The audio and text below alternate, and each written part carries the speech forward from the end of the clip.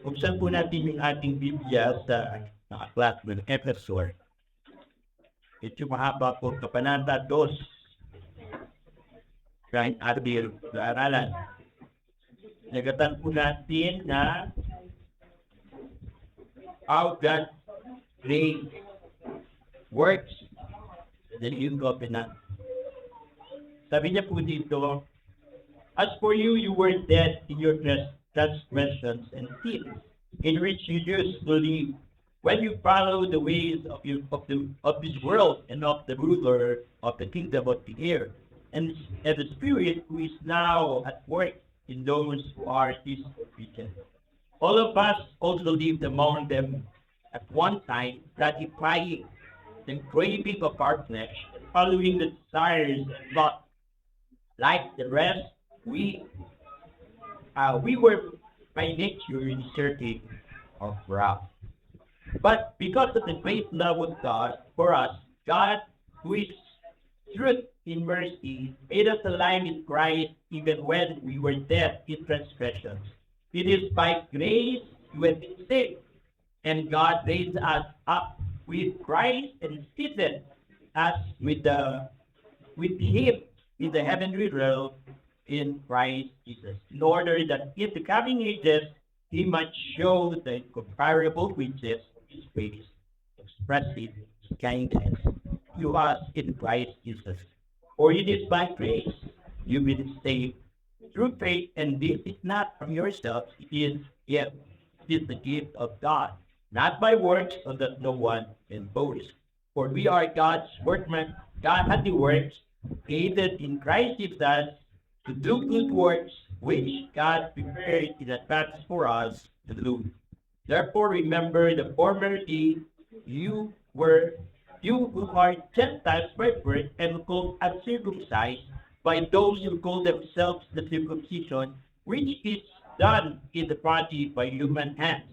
Remember that at that time you were separated from Christ, excluded from citizenship in Israel, and foreigners to the covenant of the promise, without hope and without God in the world. But now, in Christ Jesus, you who once were far away from being brought near by the blood of Christ. For he himself is our peace, who has made the two groups one and has destroyed the barrier, the dividing walls of hostility, by setting aside in his flesh the law with its command and regulations. His purpose was to create in himself one new humanity out of the two that make it peace, and in one body to reconcile both of them, God, through the cross, by which he put to death their hostility. He came and preached peace to you who were far away, and peace to those who were near. For through him we both have access to the Father by one Spirit. Consequently, you are no longer foreigners and strangers, but fellow citizens with God's people and also members of his household, built on the foundation of the apostles and prophets, with Christ Jesus himself as the chief cornerstone. In him, the whole building is joined together and rises to become a holy temple in the Lord. And in him, you two are being built together, um, a dwelling in which God lives by his Spirit. Kami po'y nagpapasalamat, Panginoon, sa iyong biyaya, sa isang napakalaking bagay na ginawa ang kaligtasan, ginawa ang pag-uugnay ng relasyon namin sa iyo, Panginoon, at higit sa lahat, pagkakaisa, Panginoon, sa lahat ng bagay, sa lahat ng aming kapatiran upang maging para sa iyo. Salamat, Panginoon, sapagkat hindi namin kaya ang bagay na to. Subalit sa iyong salita, ipinakita na ikaw ang gumawa, ikaw ang kumilos, at dahil doon, nangyari sa amin ang nais mo. Salamat, Panginoon, gamitin mo ang umagang ito para sa iyong salita na maging katibayan ng aming buhay spiritual upang magamit namin sa pang-araw-araw naming buhay sa aming tipanan sa iyo. Salamat po. Ito po ang aming panalangin sa pangalan ng aming Panginoon Jesus. Amen. Dito po sa ating binasa, ipinapakita kung paano gumalaw ang Panginoon, kumilos ang Panginoon para tayong iligtas, paano tayong ibalik dun sa tipanan, sa pakikipagkaisa sa Panginoon, kung paano mangyari yung purpose ng Panginoon sa atin. Pero hindi lingid sa ating kalaman, dati nang ninais ng Panginoon to. Yung tinatawag nating unang tipanan. Yung dating tipanan, the Old Covenant. Ano ba yung Old Covenant sa New Covenant? Parehas po ang purpose nun. Kaya lang dun sa Old Covenant na binigay kay Moses, pinasimulan ng tipanan kay Abraham, pero yung detalye binigay kay Moses, ang bagay na yon ay tumutukoy sa kabanalan ng Diyos. Na nagpapakilala ang Diyos na siya'y banal, dahil kayo'y pinili ng Diyos na maging Kanya, dapat rin kayo'y maging banal. At dahil dun sa ganung tipanan, naglatag ng napakaraming kautusan, mga panuntunan sa moralidad, anong tamang pag-uugali, panuntunan sa pagsamba, ano yung mga ceremonial law na inilalatag, inilalaan, paano mong ayusin kapag ikay nagkasala, anong dapat mong gawin. Kaya may mga pag-aalay ng hayop kasi tinatakpan yung kasalanan na nagawa natin. Ayaw ng Diyos tumatagal ang kasalanan sa buhay ng tao. Kaya pansamantala, tinatakpan ang dugo ng hayop. At panuntunan bilang isang bansa, at napakaraming panuntunan na siyang ginawa. Pero sa lahat ng panuntunan, merong tinatawag na pagpapala at pagpaparusa. Pagpapala, para hikayatin ka na piliin mo siya. Biyaya at pagpapala ang inaalok ng Panginoon sa oras na gawin natin yung bagay na yun, sa oras na piliin natin yung bagay na yun. Yun ang laman ng lumang tipanan. Pero yun naman yung parusa, isang babala, kapag hindi mo siya pinili, kapag hindi mo siya ginawa, ito ang mangyayari sa iyo. Isang kaparusahan. At maraming binanggit na uri ng kaparusahan. Na siyang nagbigay ng malaking kapamakan sa atin, sabi ni Apostol Pablo.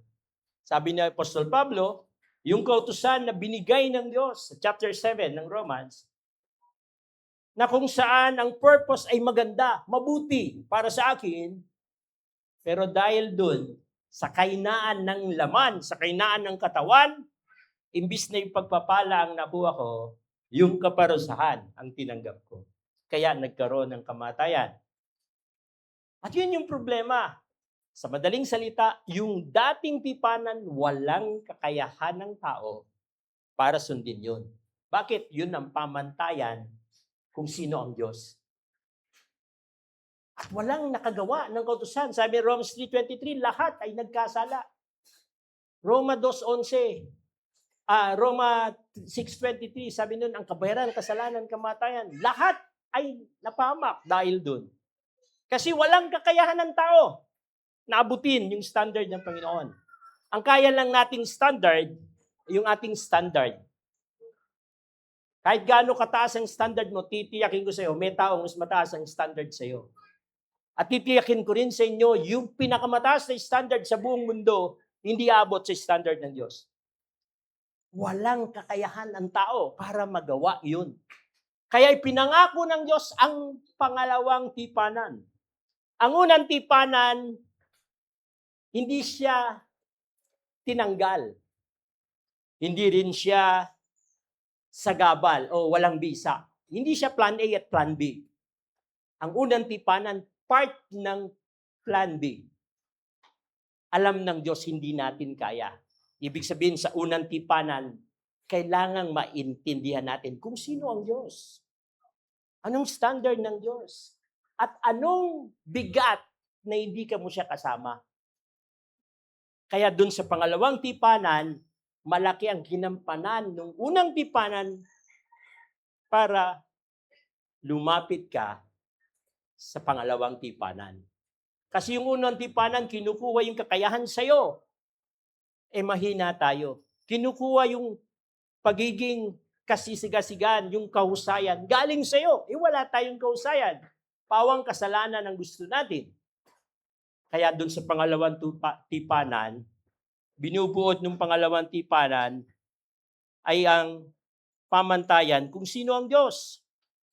Yung pamantayan na merong Jesus na binigay ng Diyos na siyang pauna para matupad natin yung tipanan na hindi natin natupad.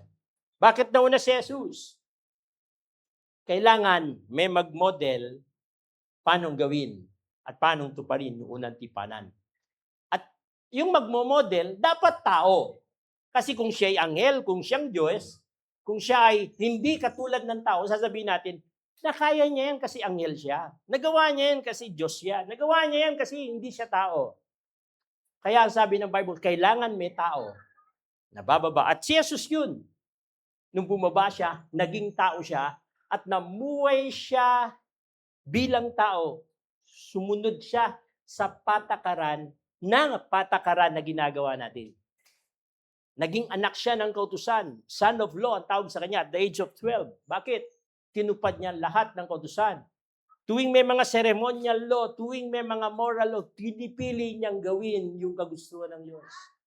To make the story short, ang isang naging sikreto ni Jesus kung bakit niya natupad ang tipanan, kinalimutan niya yung kagustuhan niya. Nasa isip niya yung kagustuhan ng Diyos. Napakadaling sabihin, pero sa totoo lang, napakahirap gawin. Kahit na alam natin na yun sikreto ni Jesus, sabi, alam ko na sikreto ni Jesus, ay gagawin ko na nga yun. Imposibleng magawa natin yun. Mandaraya yung desire natin. Sino dito yung high blood? Nasabihan na high blood, pero sabi ng doktor, huwag ka nakakain ng taba. Huwag ka nakakain ng mga mataas ang kolesterol. Tingnan ko nga kung mataas yung inyong desire, kung kaya niyong talunin yung desire, hindi na kayo kumakain. Sabi ng doktor, mag-exercise. Sino dito yung nag-exercise na para mabawasan yung cholesterol? 5 days lang. Pero wala.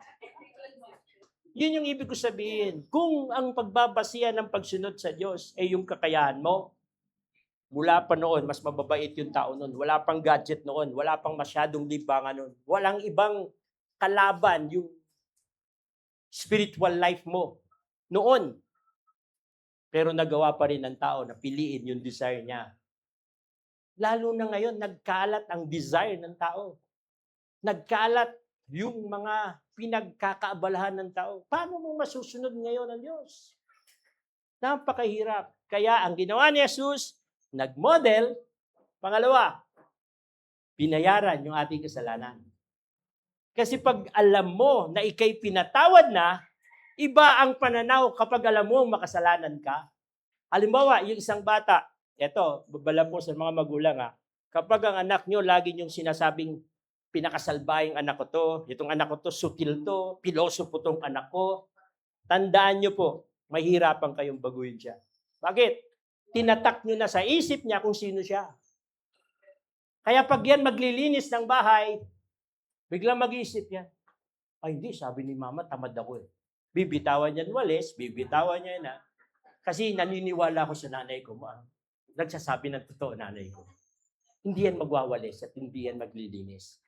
Kasi laging bukang bibig natin. Tamad siya, hindi siya marunong. Pero kapag ang naririnig niya, masipag yung anak kong to, mabuti itong anak kong to, asahan niyo po, kahit tinatamad siyang maglinis, hindi. Sabi ni nanay ko, masipag ako. Maglilinis yan. At yun yung ginawa ng Diyos. Hindi pa tayo matuwid. Nung tinanggap mo, Panginoon, bilang tagapagligtas, sabi ng Panginoon, you are justified by faith. Prinoclaim niya agad na tayo ay banal, na tayo ay matuwid. Hindi pa tayo nagsisimulang gumawa ng masama. Pero kaya tayo naging matuwid dahil kay Jesus na pumasok sa buhay mo. Ang tingin na sa iyo ng Diyos, hindi na ikaw si Ruel na makasalanan. Ang tingin sa iyo ng Diyos, ikaw si Ruel na pag-aari ng Panginoong Jesus. Kaya tayo naging banal dahil kay Jesus, hindi dahil sa ating gawa. Tapos ang susunod na lang doon, yung decision mo ngayon, anong buhay ang susunod kong gagawin? Yun yung tinatawag na sanctification. Mula ngayon, mamumuhay na ako, kalimutan ko, nakakaya naman na gawin ko na yun, niligtas na ako ng Panginoon. Yung kabutihan na ginawa niya, alam niyo yung kaibahan? Sa tuwing nagkakasala ka pagkatapos ng kaligtasan, pagkatapos mo maintindihan yung dakilang kaligtasan, titiyakin ko sa iyo, kung hindi ka malulungkot, iiyak ka. Walang kasalanan ang nagbibigay ng habang buhay na kasiyahan sa isang tao. Pero hindi ko sinasabi, hindi na magkakasala ang taong nakipag-isa sa Panginoon. Meron pa rin yung flesh. Pero isang tiyak, hindi ka sasaya ng matagalan dahil doon sa kasalanan ginawa mo. Kundi mararamdaman mo yung galaw ng Espiritu na nasa iyo, mali yung ginawa ko kanina. Mararamdaman natin. At yun yung pagbabago ng New Covenant. Kumpara dun sa Old Covenant.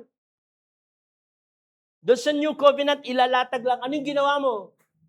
Pero dun sa Old Covenant, sa New Covenant, ito yung ginawa ng Panginoon Jesus. Sumuko ka ba sa Panginoon?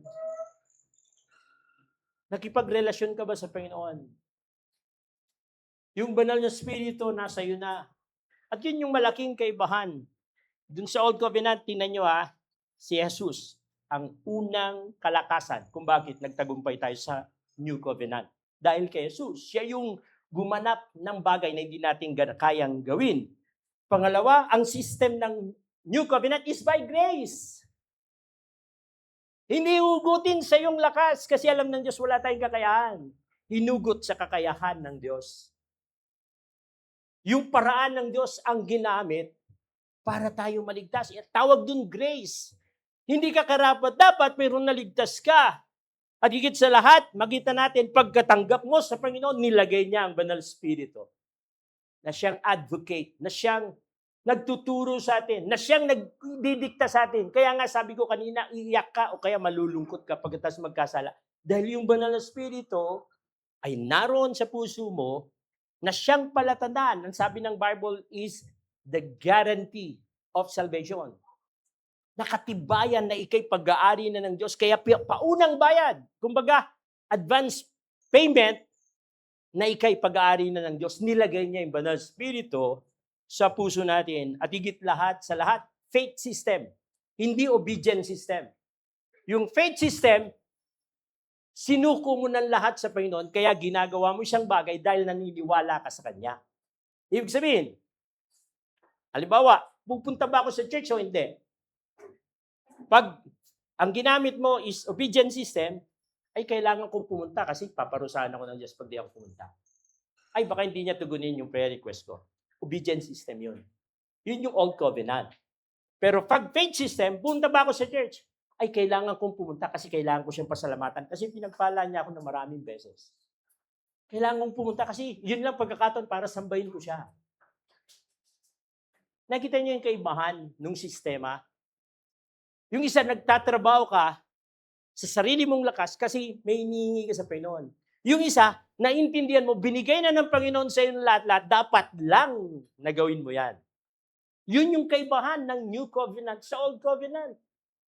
At yun yung malaking kaibahan. Kaya sa oras na to, makita natin, gusto kong ipakita sa inyo na yung promises ng Diyos ay, tsaka yung power to live, kasama yun sa binigay dun sa New Covenant.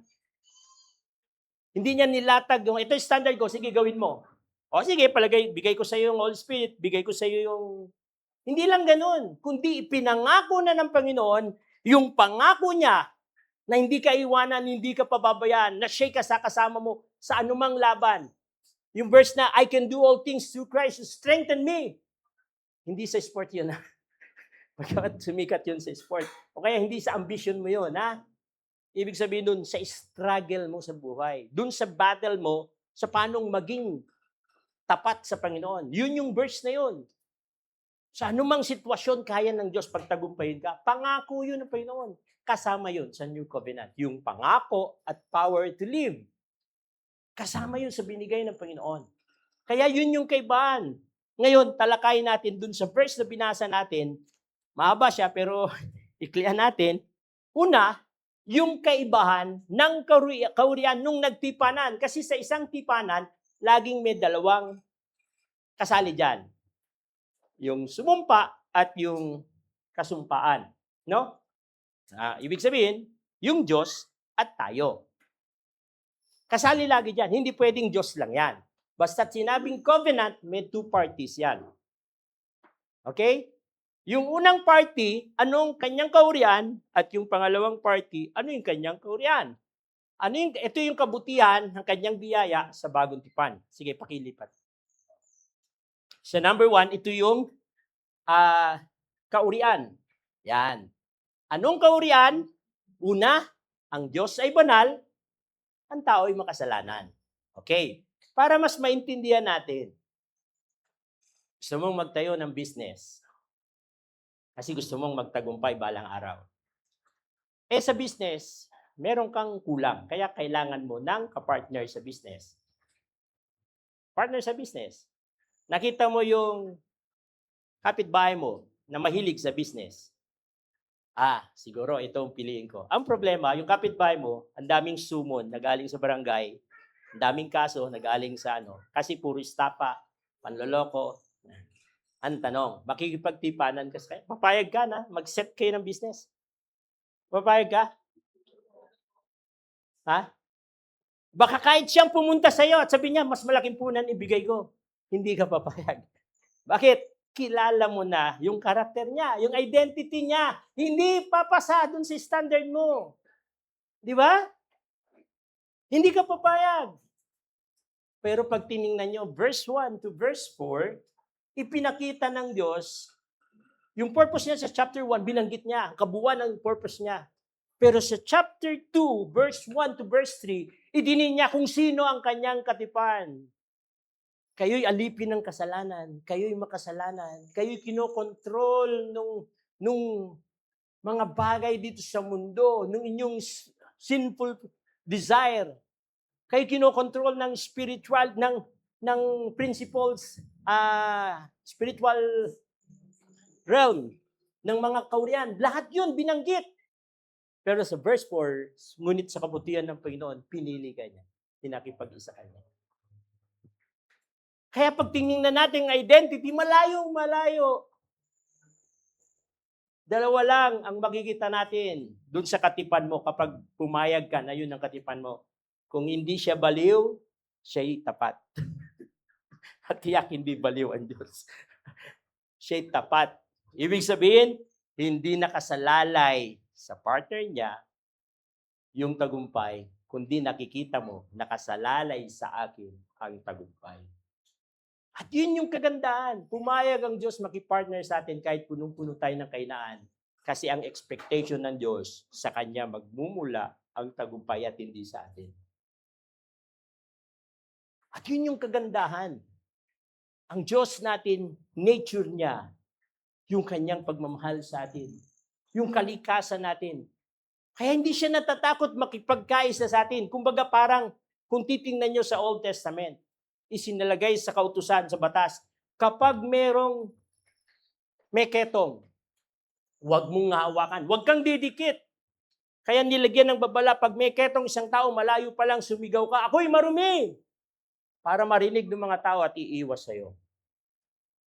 Sa oras na dumikit ka sa tao, babatuin ka hanggang mamatay. Bakit? Kasi pwedeng mahawa yung tao sa'yo. Pero tingnan nyo si Jesus. Yung mga may ketong, nilapitan niya. May mga ketong kinausap niya. Yung mga may ketong, hinawakan niya. Ano nangyari? Yung ginangyayari sa pananaw ng mundo, nagbaliktad sa Panginoong Yesus. Yung may ketong, biglang luminis. Si Jesus, nagkaketong ba? Hindi. Kasi mas makapangyarihan siya kesa sa bagay na yun. Yun yung ibig sabihin. Hindi takot ang Diyos makipagtipanan sa atin. Bakit? Hindi natin kayang baguhin yung karakter ng Diyos. Hindi natin kayang baguhin yung identity niya. Kahit na sabihin mong hindi tayo tapat, hindi mangyayari na darating ang araw dahil sa atin, hindi na rin tapat ang Diyos. Hindi mangyayari yun kahit kailan. Ang pagiging tapat niya ay panghabang buhay kasi attributes niya yun. Yun siya. Hindi natin mababago yun. Hindi natin kayang baguhin kung sino ang Diyos. Bagkus pag nakipagkaisa sa atin, tayo ang babaguhin ng Diyos. Yung kaurian natin ang mag-iiba. Dati makasalanan tayo, ngayon nagugulat ka, maraming bagay ang ginagawa mo na hindi mo ginagawa noon. Maraming bagay ang iniiwasan mo na siyang gustong-gusto mo noon. At yun ay dahil nakipag-isa ka sa Panginoong Yesus. At yun yung kagandahan ng Panginoon. Yung tipanan na ginawa ng Diyos, bagamat yun yung desire niya, pero ang malaking pakinabang ay yung kanyang katipan. Sa relasyon ng tao, minsan ang pamantayan 50-50. Gawin mo to, gagawin ko to. Alam nyo, pag ganun ang pamantayan, hindi magtatagumpay ang relasyon. Bakit? Hindi naman Diyos ang isa sa inyo eh. Kung Diyos sana yung isa sa inyo, mangyayari yun. Magtatagumpay yun. Pero parehas kayo, hindi Diyos. Ibig sabihin, may pagkakataon na hindi mo magagawa yung 50.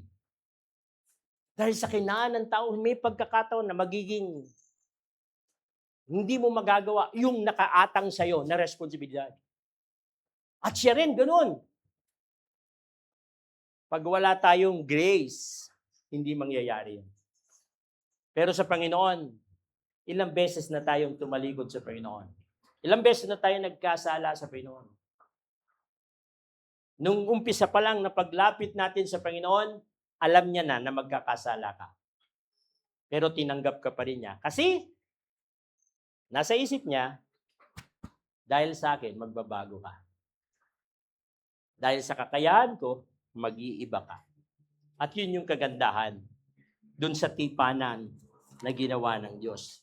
Sabi niya sa Isaiah 6:3, Holy, holy is our Lord God. Sabi niya, ibig sabihin, malinaw na malinaw, mula pa lang sa simula, ang Diyos ay banal. Ganun din sabi niya sa Leviticus chapter 19 verse 2, na binanggit niya rin sa New Testament, na sabi niya, Be holy because I am God. Your God is holy. Sa Revelation 15:4, sabi niya, You alone are holy.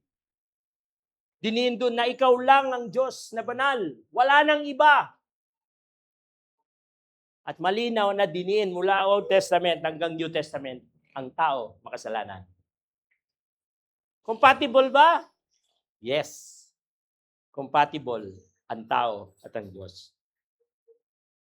Minsan akala natin sa compatible, parehas. Di ba? Akala natin parehas. Pag isa tahimik, dapat tahimik ka rin. Compatible tayo kasi parehas tayo tahimik. Sigurado, panislaway nyo. Sigurado mga anak nyo, pagbalang araw, magiging pare tsaka madre. Kasi hindi marunong magsalita.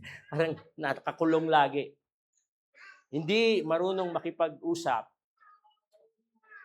Pero pag yung isa ay maingay, yung isa tahimik, compatible kayo. No?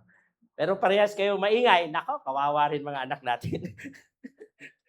Walang katahimikan sa bahay. Meron nun meron kang kakilala nun nagalit. Pag nagalit at sumigaw siya, nagtaas ng boses, matatawa ka Pag nagalit, matatawa ka. Kasi yung galit niya, bulong parang sa akin yun. Kasi ako malakas ako magsalita, kwentuhan lang, malakas na ako magsalita. Tapos pag makita ko siya nagagalit, parang bulong pa lang sa akin yung galit niya. Ang hinahon, napakahinahon. Galit na siya nun Ramdam niya, sumisigaw na siya. Sa bahay, kala mo lalayo, yung pala. Magkakalapit lang na nag-uusap sa lalakas ng boses. Pag nasa labas ka ng bahay, nag-aaway sila. Pero pag sinilip mo, ay magkatabi lang, nagkwekwentuhan. Kasi yun yung kultura, di ba? Yun yung kultura. Kaya ang compatible, magitan natin, magkaiba kayo, pero nakikinabang. Di ba? Ang purpose ng Diyos, mabago tayo, kaya hindi siya lugi. Kahit na parang lugi siya sa identity. Kasi, nangyayari sa tao yung purpose niya, nagiging banal siya, at nangyayari sa Diyos yung purpose niya. Ang purpose niya, na maging katulad niya yung tao. Pareha sila. Kaya yun yung compatible. At dito, isang sa napakagandang bagay, na dun sa karakter nakita natin, verse 1 to 3, tinutukoy sa tao, pero ang Diyos ay banal, okay lang sa Diyos yun. Mas lalong pabor sa atin yan. No? Pangalawa, na pagkakaiba ay agape na pag-ibig at emotional na pag-ibig. Sa Diyos, agape love. Ang agape love is decision. It's a from decision. Ang tao is emotion. Kaya ka na in love kasi bunga yun ng emosyon. Ibig sabihin, ang agape love ay pagmamahal na galing sa Diyos. Hindi mo siya mahal kasi may nakita ka sa Kanya. Hindi mo siya mahal kasi meron siyang ginawa sa iyo. Hindi mo siya mahal kasi may karakter siya na maganda at hinangaan mo. Hindi. Kundi, ang pagmamahal ay galing sa Diyos. Sabi dun, sa verse 8 and 7, sabi niya, sa pamagitan, sa biyaya, kayo nangaligtas sa pamagitan ng pananampalataya. Hindi sa pamagitan ng iyong mabuting gawa. Kaya walang dapat ipag-ibang. Kaya makita natin dun na yung pagmamahal ng Diyos, hindi dahil sa ating gawa. Hindi sa ating kabutihan, kundi dahil sa Kanya. Ang agape love ay decision of the will. Nang pasimula pa lang, ang Diyos ay nagdesisyon na mahalin ng tao. Kaya sa paglikha pa lang, nakita natin special ang pagkagagawa sa tao. Napaka-espesyal, kaibang-kaiba. Ginawa niya ang buong mundo na gumagalaw, kaliit-liitan. Doon sa ecosystem, may gumagalaw, may kumikilos. Mismong insekto, mismong microorganism, gumagalaw para sa pakinabang ng tao. Kaya nakita natin, sobrang espesyal ng tao. Lalo na nung nilagay niya sa image and likeness of God. Nilagay niya pa ng espiritu niya para maintindihan ng tao na siya ay disenyo ng Diyos para sa Kanya. Doon pa lang, lalo na nung namatay si Jesus, inialay niya ang kanyang buhay para sa atin. Yun yung agape love. Sabi nun, namatay si Jesus, nung tayo mga makasalanan pa. Nagdesisyon siyang mahalin tayo nung tayo ay hindi sumusunod sa Diyos. Na siyang maling-mali sa pamantayan ng tao. Pamantayan ng tao, kaya kita mahal kasi may nakita ako sa iyo o may naramdaman ako sa iyo. Lalo na kung pag-uusapan natin ang relasyon ng babae at lalaki, psychological, emotional, malayong-malayong kaibahan. Ang lalaki, paano ba siya na-in-love? Ang babae, paano ba siyang na-in-love? Magkaibang-magkaiba. Ang lalaki, more on appearance, more on challenge, more on parang yung konsepto ng competition. Ang babae, more on affection, more on emotion. Maraming babae na in love kasi may nag-chat, ingat. Sabi niya, ingat. Nanay ko, hindi ako sinasabing mag-ingat. Ha? Biglang nag-iba yung mundo. Nagkaroon ng ibang kwento. Isang salita pa lang yan, ha? Paano na kung naging maraming salita yun? Di ba? Kasi yung emosyon sa babae, ibang-iba. Minsan may pinag-aralan kami, hindi ko na matiyak kung paano ko papaliwanag. Yung tinatawag na biological chemistry, tsaka psychological, emotional wiring ng tao. Meron tinatawag na oxytocin, tsaka vasopression. Ibig sabihin, parehas yan, may part yung lalaki at lalaki. Kaya lang, yung isang part, mas mataas ang babae doon sa oxytocin. Kasi ang concern nun is yung nurturing or yung protection, caring. Kapag yun yung narinig ng babae, asahan mo, madali siyang ma-in-love. Madali siyang makaramdam ng pagmamahal. Ito'y produced in both men and women, but especially associated with women. Bakit? Nagsisimula ka to. Magandang example dito yung childbirth. Yung childbirth, yung paglabas ng bata, yung breastfeeding, kaya ganun kalalim yung intention nung anak dun sa bata. Dahil dun sa nurturing, dahil dun sa pagkakalinga. Kaya yung babae, pag naramdaman niya, merong taong nagkakalinga sa kanya, merong mga taong concern sa kanya, madaling ma-in-love dahil mataas yung oxytocin ng babae. Kaya, yun yung karamihan. Kaya, merong isang pastor na nagturo sa amin, Pastor Jerry Viray, Cavite. Bago-bago pa lang ako sa Bible School, siguro 2003. Pinapunta kami ng Cavite, nag-seminar kami. Meron isang pastor, sabi niya, may dalawa kong anak na babae. Pero titiyakin ko sa inyo, mahirapan yung mga lalaki na pasagutin yan dalawa kong anak na babae. Bakit? Kompleto sila sa pag-ibig.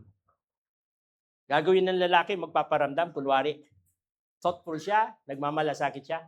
Yung asawa ko tsaka ako, parehas kami. Nararamdaman ng anak ko yun.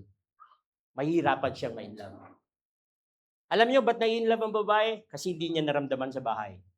Tapos biglang may tao na nagpaparamdam sa kanya. Pagdating sa bahay, walang ginawa yung tao, yung magulang, kundi sisihin siya. Sabihin yung mali niya. Tapos biglang may isang guy na nagsabi, nakita yung mabuti. Ay, alam mo, galing mo sa ano. Hanga ko, paano kang ano. Asawa mo, may in love yun sa guy. Bakit? Yun yung hinahanap nung kanyang emosyon, nung kanyang emotional wiring na hindi maibigay ng family. Kaya biglang may guy na darating na kahit hindi dapat yung guy may in love yung tao. Bakit? Yun yung need. Yun tinatawag doon, meeting the needs. Yun yung nature ng tao. Kaya, nung maintindihan natin na si Jesus namatay para sa atin, inialay niya ang kanyang buhay, kaya tayo na in love. Emotional wiring ang tawag doon. Kaya tayo na in love. Pero ang Diyos, hindi niya kailangan ng ganun. Hindi niya, kasi ang Diyos ay initiator. Siya ang nagpapasimula. Bakit? Kasi siya ang pag-ibig. Siya, ang hindi niya lang attributes yung love. Ang sabi ng Bible, God is love. Siya mismo yung love. Nature niya na gawin yun. Ang tao respondent. Ang tao, ang Diyos initiator. Kaya yung agape love, makita natin, trabaho ng Diyos yun. Kasi siya talaga ang pag-ibig. Kaya sa bawat galaw niya, na-inlove tayo. Nagmamature tayo habang lumalalim yung pangunawa natin sa ginagawa ng Diyos sa buhay natin. Mas lumalalim tayo sa pananampalataya habang naintindihan natin yung kanyang ginagawa. Yung lalaki, yung tinatawag na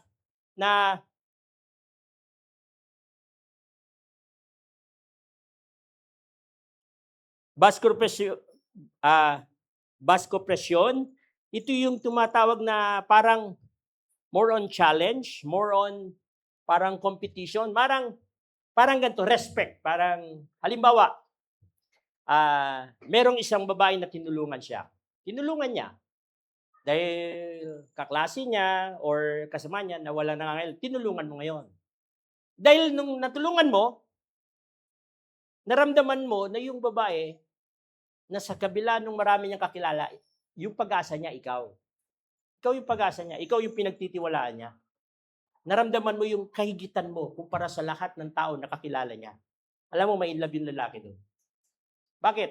Naramdaman niya yung need. Bida ako. Kasi ang lalaki nga competition. More on competition, more on parang kailangan maramdaman niya na nire-respeto siya. Yun yung need ng lalaki. Kaya sa mga mag-asawa, ang kahinaan ng lalaki, respect. Kapag sa harap ng ibang tao, sinisigawan niyo yung asawa niyo. Yun yung kahinaan ng lalaki. Masakit sa lalaki yun. Respect. Yung dating pinag-aralan natin, bagamat ngayon, bibihira na yun. Nakikipag-inuman yung lalaki. Tapos yung babae, galit na. Nag-text. Ay lumapit. Mamaya, lumusob na. Lumusob. Hoy! Lalaki! Kala mo, laki-laki ng sinasahod mo. Uwi! Ang tanong, yung lalaki ba, biglang yuyuko, tapos tatayo, alis na ako ha. Yung ganun ba gagawin ng lalaki? Ha? Hindi. Ang gagawin ng lalaki, sisigaw siya. Hindi ako Andres ha, teka. O ikaw, tumigil ka nga. Mamaya, uwi ako. Yan. Pero kinakabahan na yun kasi delikado siya. Kailangan patunayan niya na lakas siya. Pag uwi ng bahay, bugbugan yun. Kung hindi mabugbog yung lalaki, yung babae mabubugbog. Pero ang punto, yun ang lalaki. May mga lalaki mamamatay na, tagumpay na yung pamilya niya, ayaw pang mamatay. Bakit? Nasa isip niya, kailangan ako ng pamilya. Pero nabigay niya na lahat ng kailangan ng anak niya. Nagpagpatayo niya na ng bahay, naging matagumpay na sa pag-aaral. Pero siya, malinaw pa rin sa kanya, ako ang pag-asa ng pamilya ko. Kaya, yun yung kaibahan. Ang lalaki at babae, parehas may emotional na ang style ng buhay natin, tayong mga tao, merong kailangan gumawa. Kasi respondent lang tayo. Tayo'y tumutugon lang, kaya tayo na-inlove. Imposibleng ma-inlove ka nang wala kang nakita at wala kang naramdaman. Imposible yun.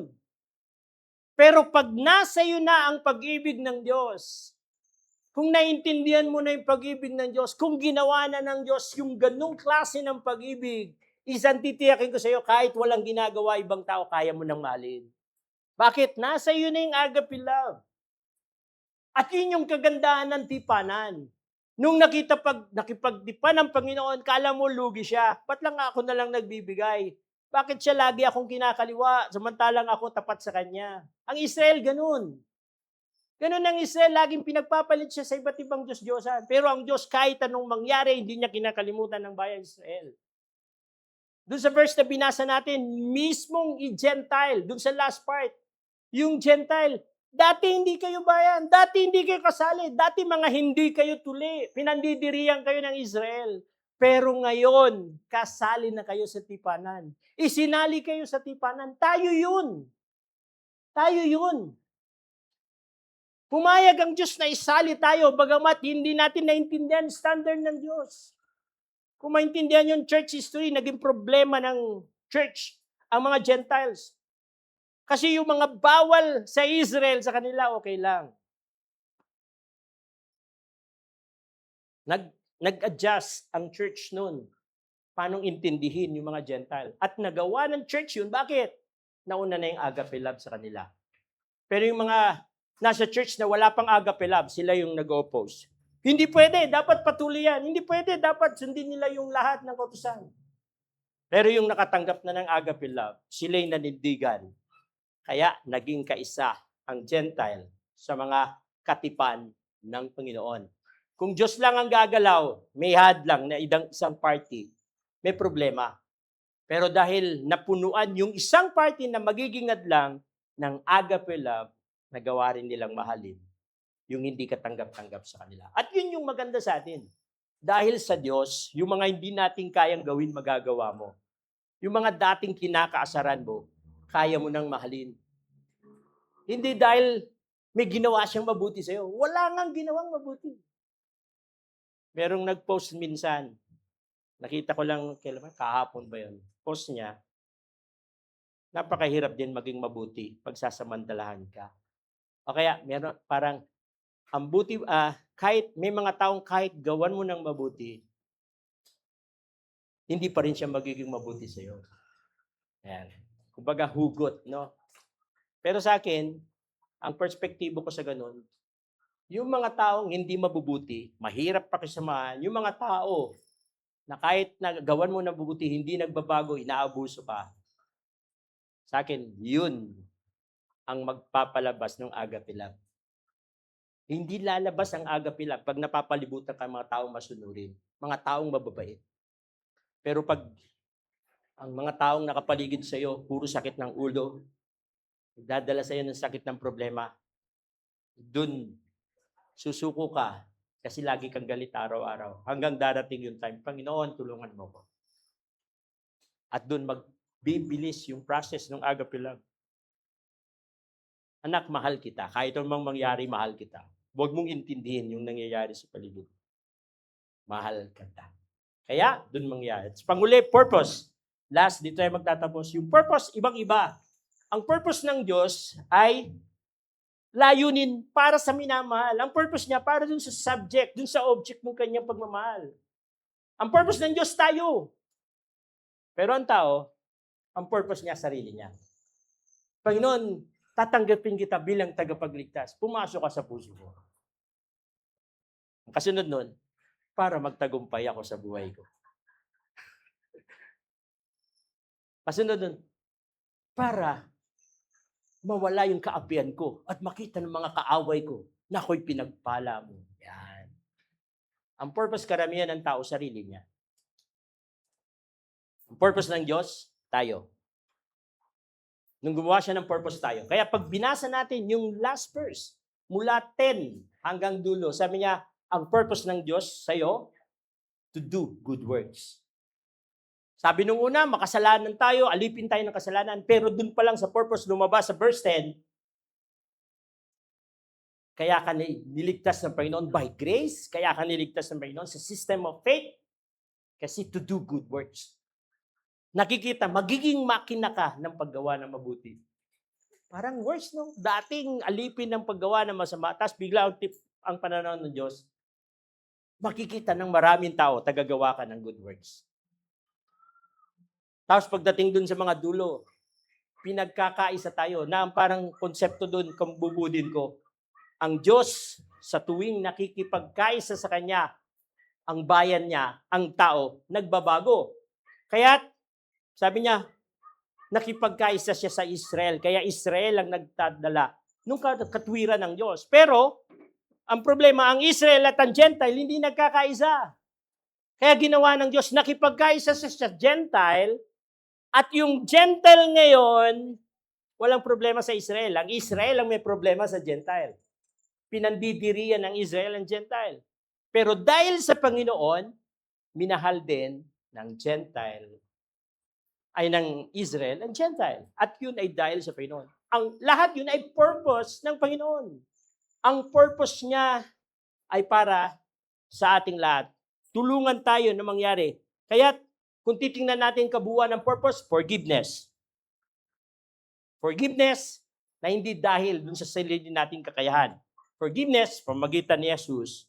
Transformation, pagbabago, hindi dahil sa ating kakayanan uli, kundi pagbabago dahil sa gagawin ng Panginoon through the Holy Spirit, through the identity, pagiging Son of God, through the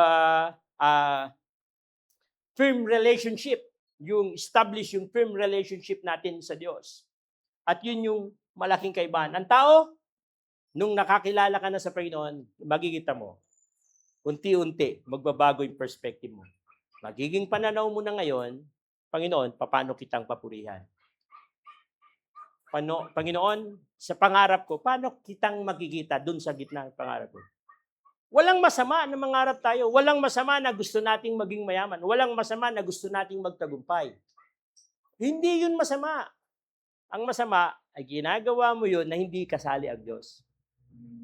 Lord, nag-aaral ako para sa kalwalhatian mo. Tulungan mo ko. Pagpalain mo ko. Sapagkat alam ko, dadakilain ko ang pangalan mo. Sa tuwing nagtatagumpay ka, sinasabi mo sa mga kaibigan mo, salamat kasi ang Panginoon ang katulong ko. Ganon din sa pagtatrabaho, sa mga business. Gagawin mo yun para sa Panginoon. Ikino-connect mo sa Panginoon. Kasi ang purpose mo dapat ay ang Panginoon. Sabihin ko, ulitin ko, kaya nakipagdipan ng Diyos, hindi dahil worthy tayo. Kundi siya yung worthy at yung pagiging worthy niya, mai-influensyahan ka. Pansinin yung lahat ng binanggit. Siya'y banal, makasalanan tayo, magiging banal ka rin dahil sa Panginoon. Siya'y may agape love, tayo emotional love, magiging agape love na rin yung pagmamahal mo pagdating sa tipanan. Pag lumalim ang tipanan, layunin niya para sa ibang tao at hindi para sa sarili. Tayo, makasarili, pero kalaunan magigita mo, mahalaga na sa iyo ang Diyos at ang ibang tao kaysa sa sarili mo. Lahat ng yan, proseso na ginagawa ng Diyos kasi mahal niya tayo at may maganda siyang purpose sa atin. Pag yung tatlo na identity natin, yan ang umaalipin sa atin, kaya hindi tayo sumasaya. Yan ang kumokontrol sa atin, kaya panay tayong problema. Yun yung dapat malampasan at walang makakalampas nun, kundi yung intimacy ng relasyon natin sa ating Panginoon. Tayo tumayo at tayo manalangin.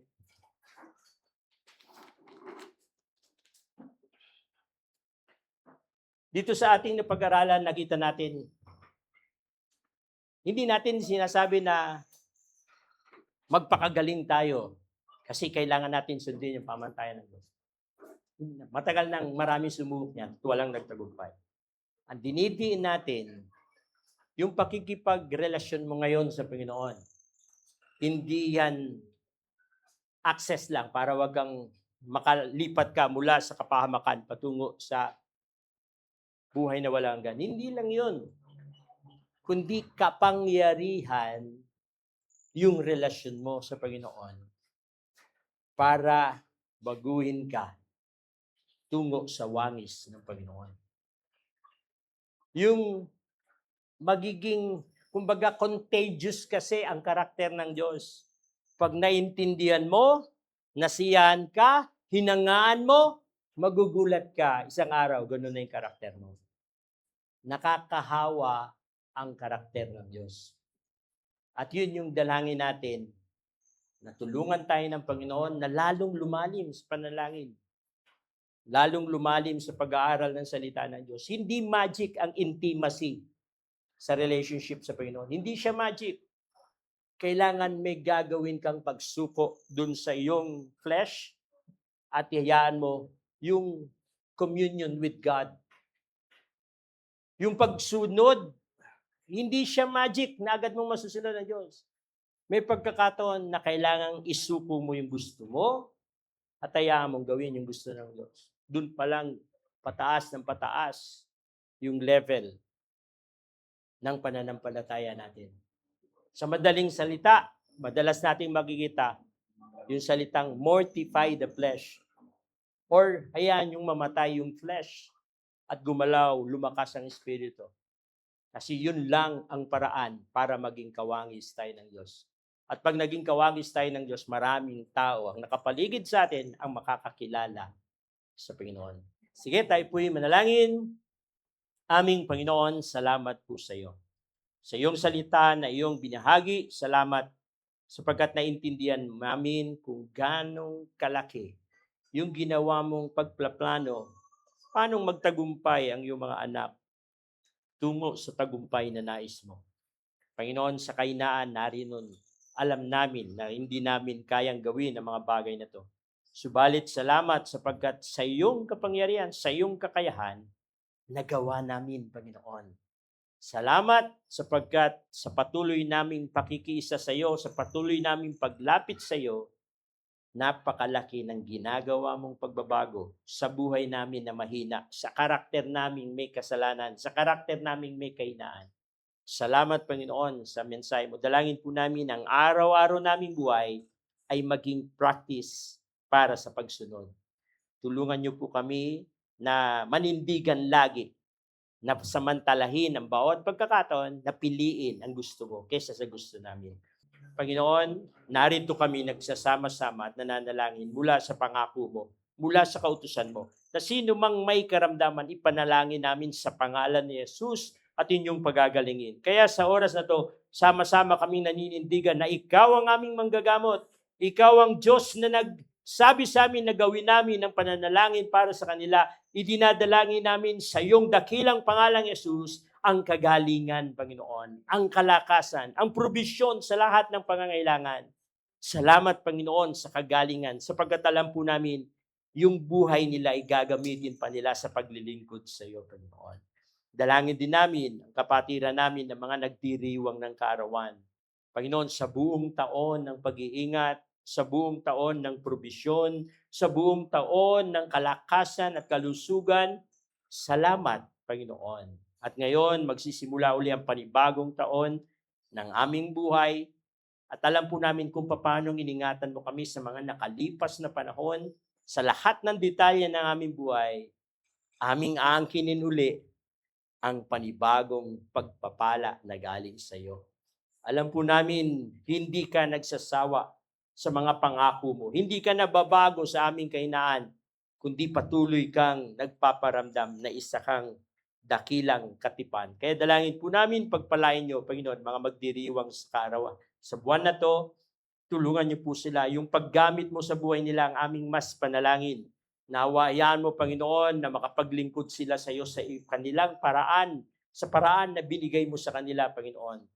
Tulungan niyo po sila na makita nila ang bawat araw na ginagawa mo, Panginoon, ay pagkakataon para paglingkuran ka. Ilayo niyo sila sa karamdaman, Ilayon sila sa kapahamakan, Panginoon.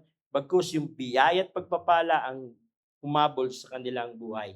Ganon din, Panginoon, mga may prayer request, hindi man nabanggit, Panginoon, ang iba. Salamat sa lahat ng mabagandang bagay na naramdaman na namin bago pa nang kami humingi sa iyo, Panginoon. At sa iyong pangako, na ikaw ang Diyos na siyang tumutugon sa aming kahilingan, aming panalangin, ang iyong provision muli. Ikaw ang aming Jehovah Jireh, Panginoon. Sa anumang pangailangan, ikaw ang aming hinihingan ng tulong, Panginoon.